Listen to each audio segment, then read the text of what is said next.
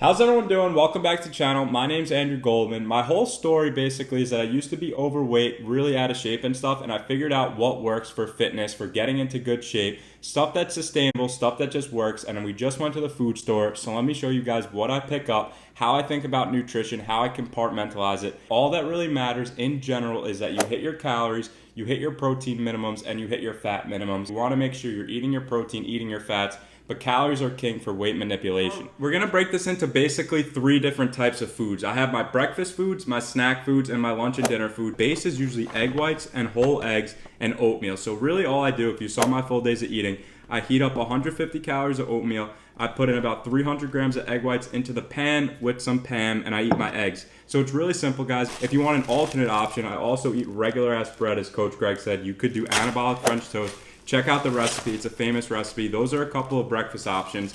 And I'm going to sneak this in right here too, guys, because this is where you can really use convenience on your side. So these are $1.50 each. This is rice. If you like rice as your carb, you could do eggs and rice.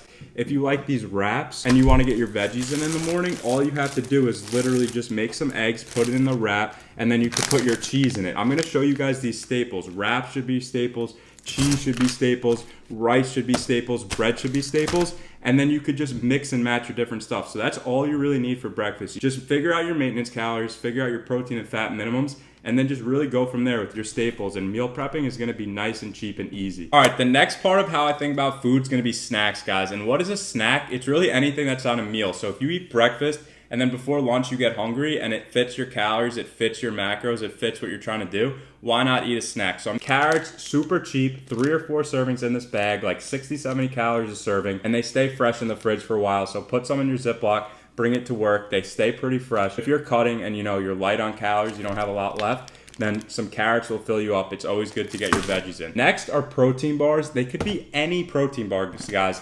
If you're watching your calories and stuff, I suggest a lower calorie protein bar. If you're keto or something, you could get one with lower carbs, higher carbs if you're not keto. But don't be too complicated with yourself. The calories are king, protein's king, hitting your fat minimums is king. Everything else you hear about nutrition matters to some degree, but that's your foundation. Once you get really advanced, you can start worrying about other things. Really quick, you can snack if you want to snack, if it helps your day. You don't need to snack at all, just eat bigger meals. All you have to do, once again, is hit your freaking calories.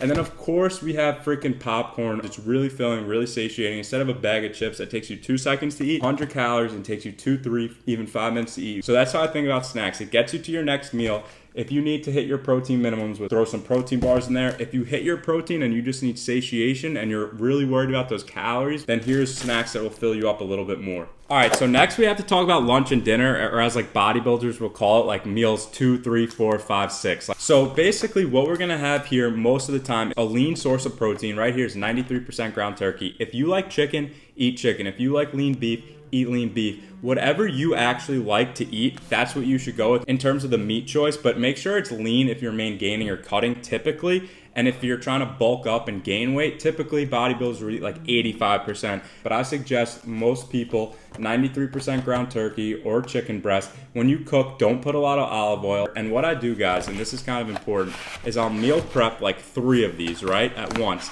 And half I keep in the freezer in these individual serving bags. Check out my ground turkey recipe. I explain how I do it in there. And then the other half I keep fresh in the fridge.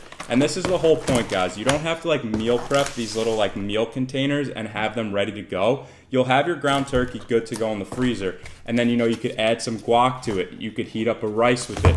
You can make your little, ground turkey quesadilla or whatever. So this is great. You could add some veggies to this, do like a taco type night with the ground turkey. You could get the smaller wraps. You can do rice with it. Of course, you have your veggies from the freezer.